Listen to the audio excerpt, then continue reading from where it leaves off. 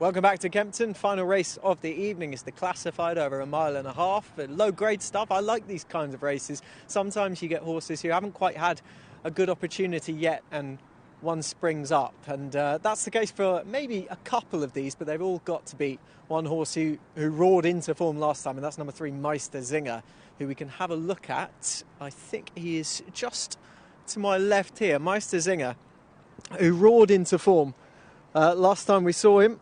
Battled well here over an intermediate trip to edge out Bella Colorosa, who's a decent enough horse for this kind of grade. You generally know where you stand with her. She disappointed last time, but I'd maybe put a line through that. But Meisterzinger, extra furlong, I don't think should make too much of a distance. That was over a mile 3. This is a mile and a half. I think his chance is fairly clear to back it up. And by and large, when horses find the winning groove in this kind of grade, it's highly likely that if they're turning up in the same kind of form, it's probably going to be good enough, because a few of these find winning extremely difficult.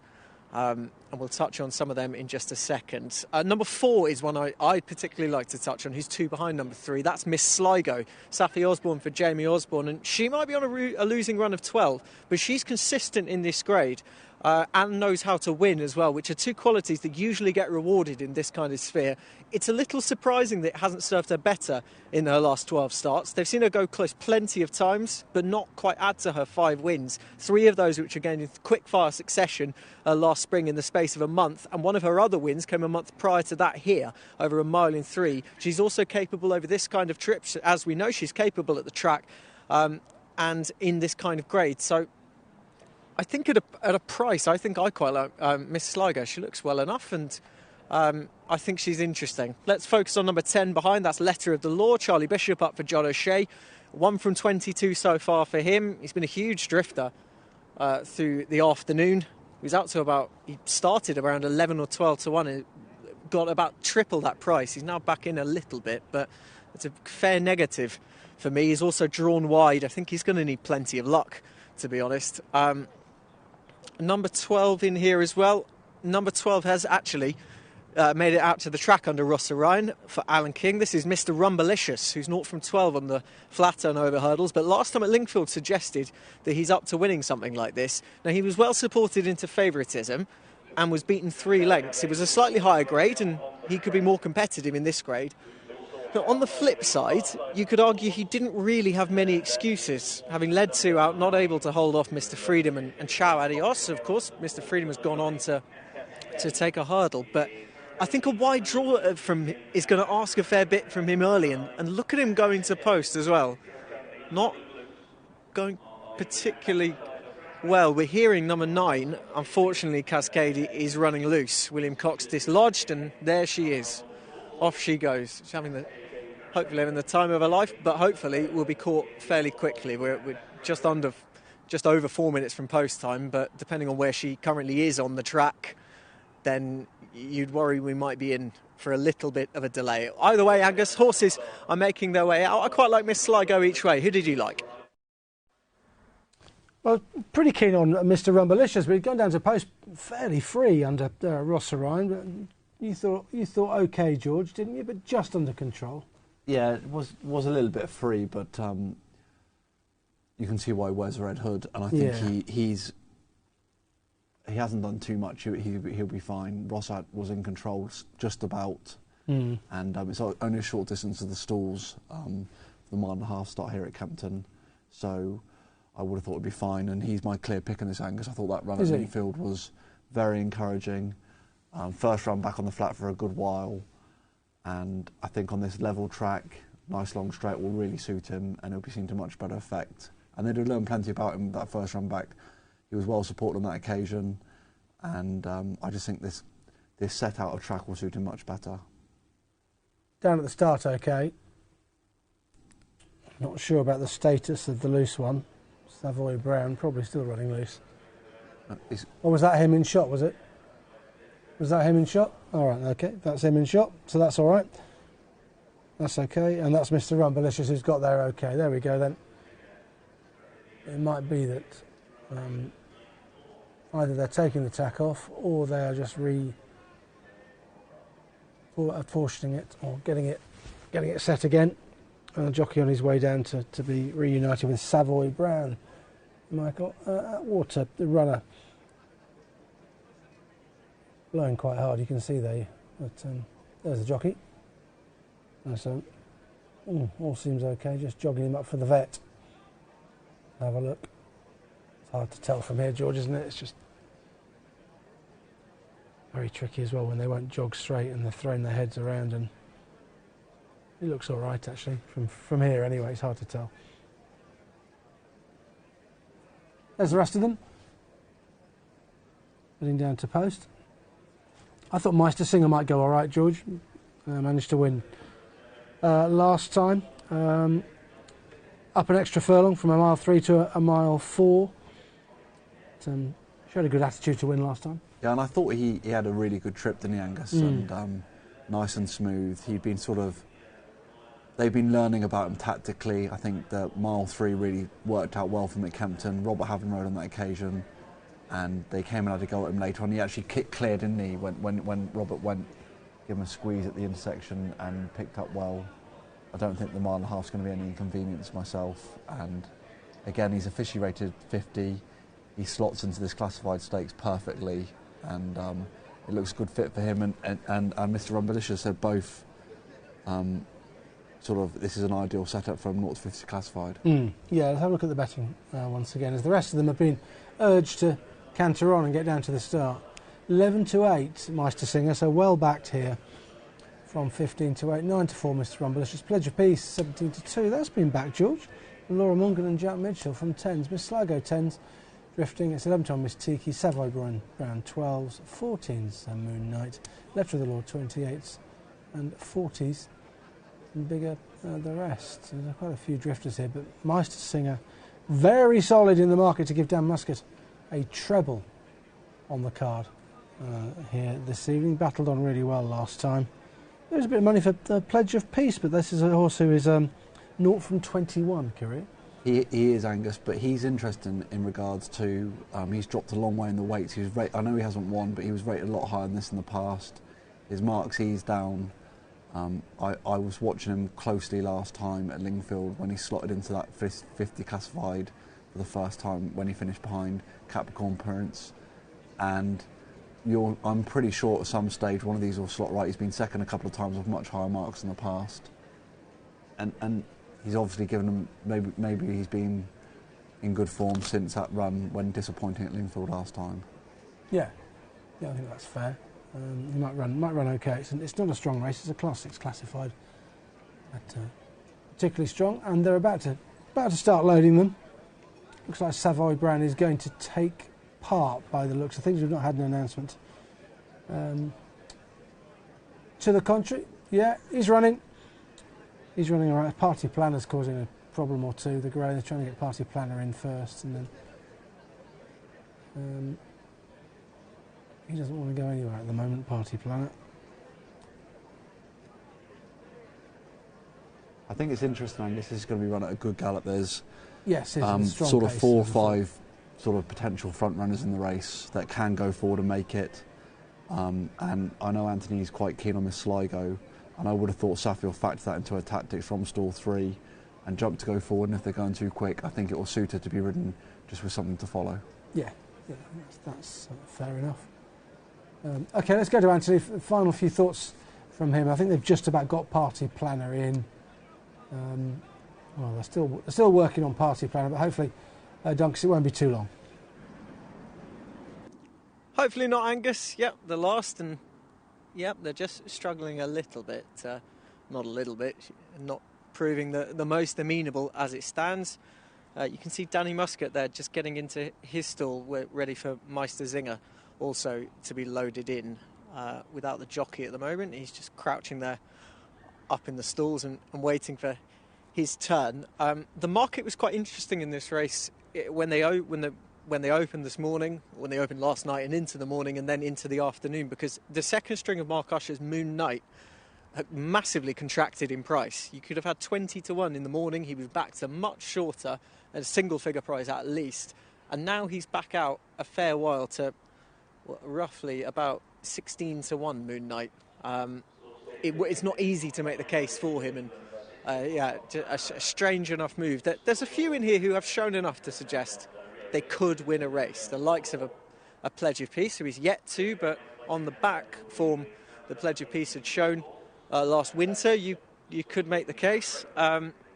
There's a few in there at the bottom, though, that it's going to be very tricky for them. The likes of, well, they're priced accordingly. Cascade, Gokota, Party Planner, Letter of the Law. Clooney as well hasn't shown much in there. So you're looking at those at the top of the market and whether they'll be able to break through. And Mr. Rumblicious, I think the start's going to be particularly key. Now, 1.5 miles, they do have that's a perfect shot to actually display that if you have a wide draw and you're keen to get over, you do have a bit more time. If this was 1.3 miles, it's very much in the hands of the gods whether you manage to or not. This does give you a little bit more opportunity to, if you're really mad keen on the lead or a prominent position, in theory, it could be a little bit easier. And I imagine Ross Orion is probably going to try and negate the draw by doing it that way. Was prominent last time. Looking at Meisterzinger, he's just eased out a little bit, but then not to still a shorter price than he was when he opened, around about 15 to 8. Opening show went down as short as 11 to 8, and now about 6 to 4 in there. And the chance is clear to see. I don't think an extra furlong should inconvenience him whatsoever, to be honest. And he's drawn roughly about what he was last time as well. Shouldn't have too many problems in transit. I'm echo George's sentiment. I hope that they'll go a bit of a pace. Safi Osborne slots Miss Sligo in, and that she's able to regain the kind of form that she's shown, because she's been very consistent. That usually gets rewarded eventually in this type of grade. I'm surprised, as I said in the paddock, surprised it hasn't in any of the 12 opportunities she's had in her losing run, but she's very capable, and she will be the last in. With our thanks, it's up to Mark Johnson for the last, the 1.5 miles classified. Oh, and Clooney has just come out. So it looks like there was there a potential mix-up with stalls? Has gone in. Clooney was loaded into the wrong stall. Should be in stall 5, and now, with the blindfold on, is now getting cold feet about the whole thing. Miss Sligo, stall 3. She will be slotted in most likely before, and then we'll see where we land. Exactly with the participation of Clooney. Clooney into stall 5. Miss Sligo into 3, with our thanks up to Mark Johnson for the classified. Now take her place into stall number 3 to complete the lineup. They're in the gate. And they're off. They race over 1.5 miles in the Join Racing TV Now classified stakes. Towards the inside, Miss Sligo goes forward. Meisterzinger is going to the 4, so to out wide is Letter of the Law, and also Mr. Rumblicious is right up there, and it's now Mr. Rumblicious who will drift across to the rail. He has the lead. Out wide is Gokota, and between horses, Letter of the Law. Those are the first 3. Meisterzinger racing in a share of 4th with Cascade around. That one's outside. Towards the inside rail, Miss Sligo now is in 6th position. A break of 1.5 lengths back to Savoy Brown, who is just in 7th. On the outside of the grey, Party Planner, who is in 8th. Further 1.5 lengths back to on the inside, Pledge of Peace, who races alongside Miss Tiki. And at the back of the field are Clooney, and alongside Clooney is Moon Knight. So they head into the back straight, and it is Gokota, who has got the lead now by 1.5 lengths. To Letter of the Law, who races just in 2nd. That one's inside. Mr. Rumblicious is in 3rd. The Orange Silks of Cascade out wide, very keen, in 4th position, now pushing up to 3rd. Racing in 5th is Meisterzinger, then to the inside rail, Miss Sligo, Savoy Brown, and then Party Planner and Miss Tiki. Just over 1.5 lengths after Miss Tiki to the inside to Pledge of Peace, who's racing in advance of Moon Knight, and still the back marker is Clooney. They're racing now through the halfway point, on towards the final 5 furlongs.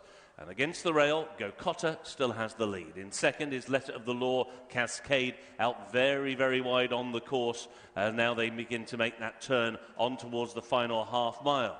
And Gokota still by 3 parts of length. Letter of the Law in 2nd. Mr. Rumblicious, the rail is in 3rd. Meisterzinger now in fourth. Savoy Brown makes a move now around the outside, trying to improve, and he now is passing horses very quickly indeed. He's gone now up to third. He's about to challenge for second as they make the turn in. 3 furlongs to go. So it is Savoy Brown who challenges out wide with Go Cotter. Those the first two. Meisterzinger travelling really well in third and closing. They're then being followed by Mr. Rumbalicious, and towards the inside is Miss Sligo, and now inside the final furlong and a half, and it is Meisterzinger who takes the lead over Savoy Brown in second, Miss Sligo in third, Mr. Rumbalicious in fourth. Pledge of Peace from a long way back, staying on into fifth. Down towards the final half furlong they go. Meisterzinger has a lead of nearly 3 lengths and racing up close home. 3 on the night for Danny Muscat. It's Meisterzinger in the nightcap. Mr. Rumbalicious may just take second, and in third, Miss Sligo.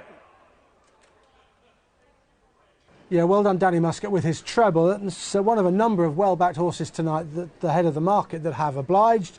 Meisterzinger, 2 wins on the bounce now for the Mark Usher team, and has done this in smooth fashion for Mr. Rumbalicious in second place, and Miss Sligo was back in third place. The fourth host home was Savoy Brown, the one that got loose before the start, but still ran right in fourth. It looked like quite an evenly run affair, but Meisterzinger came here in good form. Georgian, the well-backed 6-4 favourite has gone in.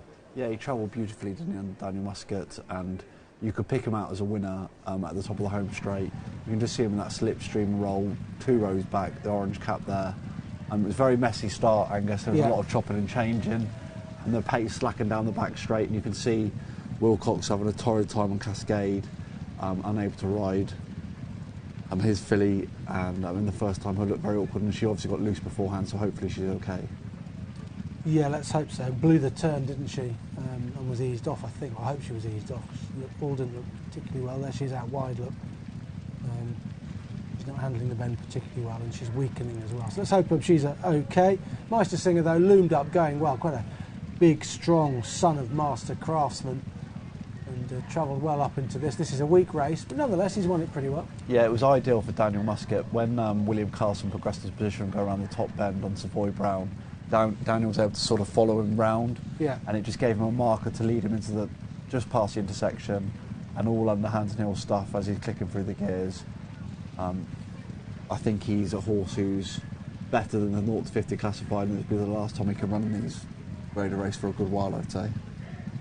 Yeah, Mr. Rumbalicious has run perfectly respectably. Miss Sligo likewise, and indeed Savoy Brown, given that horse got loose, but well on top, I think. The horse that was back, Pledge of Peace, he was running on at the death, actually, and you can see there, just in the yellow and blue colours, finished in 5th place. The way of all each way bets, really, but it didn't run too badly. Cascade being allowed to come home in her own time, out wide in the orange cap, sensible thing to do. And well, you mentioned Dan Muscat earlier on in the show, and that he's going really well at the moment, giving Kevin Stott a run for his money, and this treble is a good one for him. Most of them pretty well backed.